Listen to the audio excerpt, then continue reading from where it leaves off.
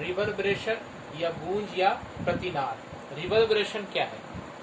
अभी हम लोगों ने इसके पहले इको पढ़ा, प्रतिध्वनि पढ़ा। इको प्रतिध्वनि में क्या कहा गया था कि जब ध्वनि स्रोत और प्रवर्तक तल की दूरी एक न्यूनतम 17.2 मीटर की हो तब क्या होता है, यहाँ से साउंड जो हम उत्पन्न करते हैं वो पहले हमें सुनाई देता है, उसके बाद वो साउंड फिर जाकर यहाँ टकराता है और फिर पुनः वापस आता है, 1/10 सेकंड के बाद वापस आता है और फिर वो हमें सुनाई देता है।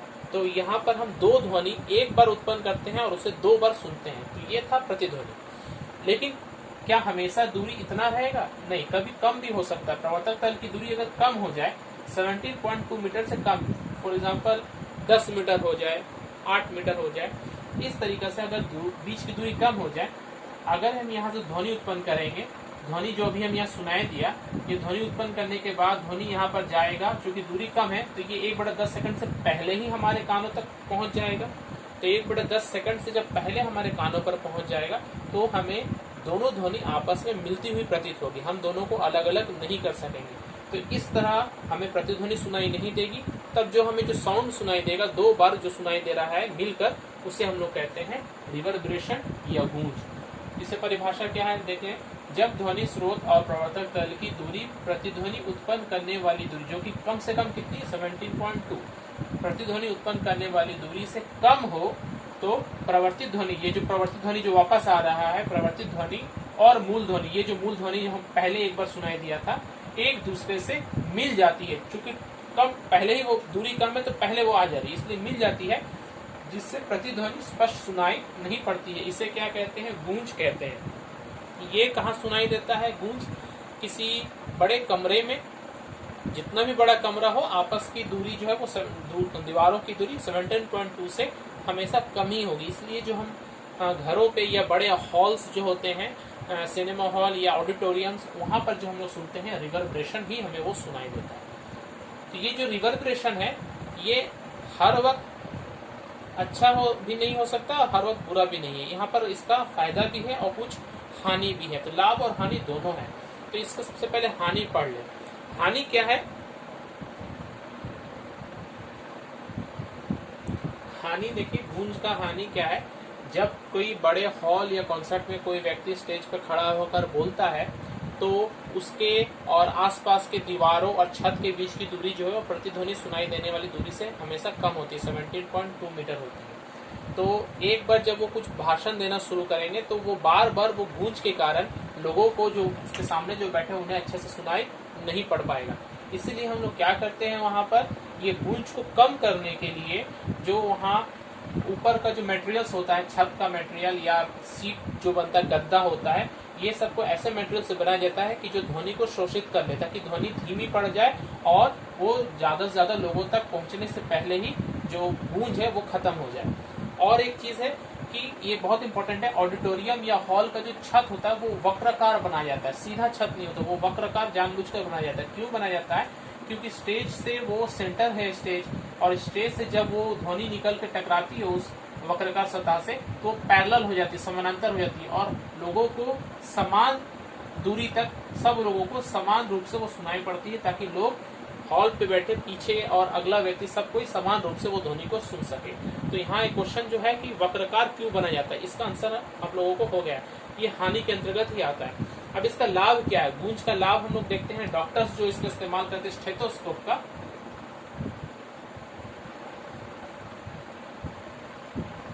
स्टेथोस्कोप डॉक्टर्स जो इस्तेमाल करते हैं हार्ट और लंग्स से ये सब का जो धड़कन जो पता करना होता है उन्हें, उसके लिए वो स्टेथोस्कोप का इस्तेमाल करते हैं। इसे हिंदी में हम लोग आला भी कहते हैं। स्टेथोस्कोप में क्या होता है, उसके अंदर का जो पाइप होता है, वो पाइप में मान लीजिए यहाँ पर हार्ट का यहाँ पर वो दिया जा रहा है पंप से, और यहाँ से ये ध्वनि जब आता है, हार्ट से हार्ट बीट आ रहा है, तो ये ध्वनि यहाँ पर जाकर टकराएगा, बार बार ये टकराएगा। एरो का निशान दे रहा हूं।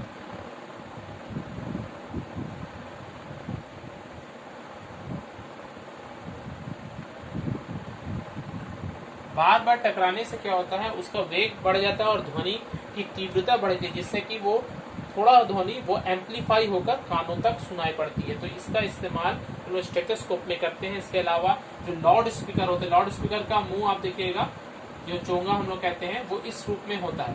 तो यहाँ पर भी जो यहाँ से ध्वनि जब उत्पन्न होता है, तो ये ध्वनि यहाँ पर से टकराने के बाद, इस तरह से टकराने के बाद बार बार इसका प्रवर्तन होता है, और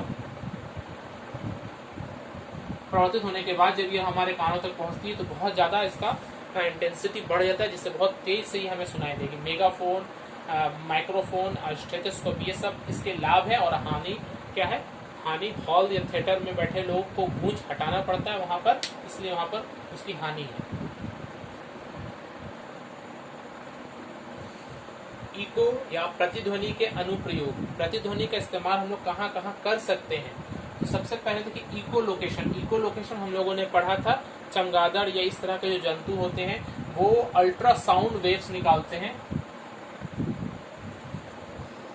ये अल्ट्रासाउंड वेव से वो उड़ते समय अपने सामने स्थित किसी बाधा को पहचान सकते हैं, या अगर कोई कीट पतंग है जिसको वो पहचान सकते हैं और उसके बाद उसका शिकार कर सकते हैं। तो ये इको लोकेशन कहलाता है। सेकंड देखिए, किसी माध्यम में ध्वनि का वेग ज्ञात करना। किसी माध्यम में ध्वनि का वेग कैसे ज्ञात कर सकते हैं? इको के फॉर्मूला से हम लोगों ने अभी थोड़ी देर पहले फॉर्मूला पढ़ा था, 2D equal to V into T. Time अगर हमें पता हो कि ध्वनि जाकर वापस आने में कितना टाइम ले रही है, ध्वनि स्रोत से दूरी पता हो, तो ये वेग निकालना कोई मुश्किल नहीं है। वेग अलग अलग माध्यम में अलग अलग होता है, हवा में अलग है, पानी में अलग है, और किसी ठोस पदार्थ में अलग होगा। तीसरा जो इम्पोर्टेंट है सोनार। सोनार क्या है? सोनार एक ऐसा मशीन या एक ऐसा इंस्ट्रूमेंट है, इसका फुल फॉर्म क्या है पहले देख लेते हैं। SO का मतलब है sound, NA for navigation and ranging. Sound, navigation and ranging. Sonar का जो शॉर्ट फॉर्म है उसका बड़ा फुल फॉर्म देखिए, sound, navigation and ranging. Sound के द्वारा रास्ता पता करना और रेंज पता करना। ये क्या है? किसी समुद्र में कोई नाव है और नीचे समुद्र की गहराई मापना है, तो हम कैसे मापेंगे? सबसे पहले नाव के नीचे में एक ट्रांसमीटर होता है और एक रिसीवर होता है। ट्रांसमीटर को T लिख रहे हैं, रिसीवर को R लिख रहे हैं। ये दोनों मिलाकर ये सोनार बनता है।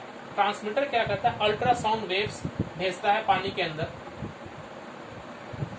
ये वेव्स जाकर नीचे तल से टकराता है, टकराने के बाद पुनः ये आने लगता है और आकर रिसीवर को सुनाई पड़ता है, रिसीवर में सुनाई पड़ता है। ये ट्रांसमिट होने के बाद और रिसीव होने तक कितना टाइम लगा, वो टाइम हम लोग यहाँ पर घड़ी से कैलकुलेट कर लेते, टाइम कितना लगा।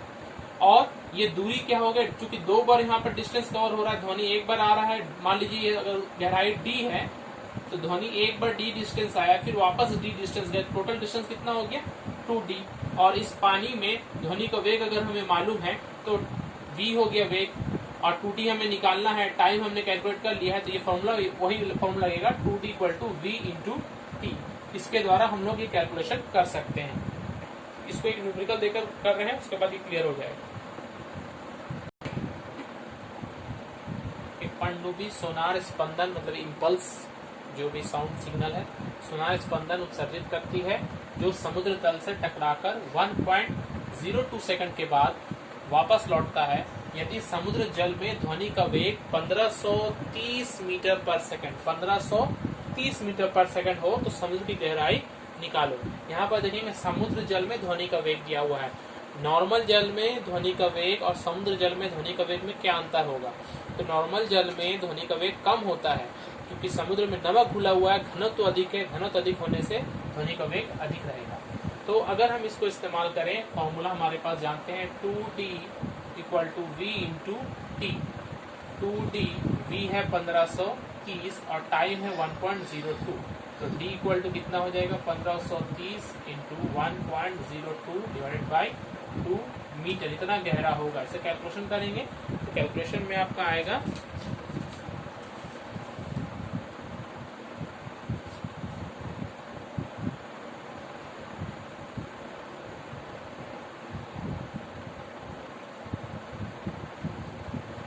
Equal to 780.80 metre. 780.80 मीटर ये दूरी, यह कैलकुलेशन कर लेंगे। मल्टीप्लाई जो यहाँ पर 61 लिखा गया था इसे करेक्शन कर लीजिए, 60 होगा 1560.60 डिवाइड करके 780.80, अर्थात समुद्र तल की जो गहराई है वो 780.80 मीटर है।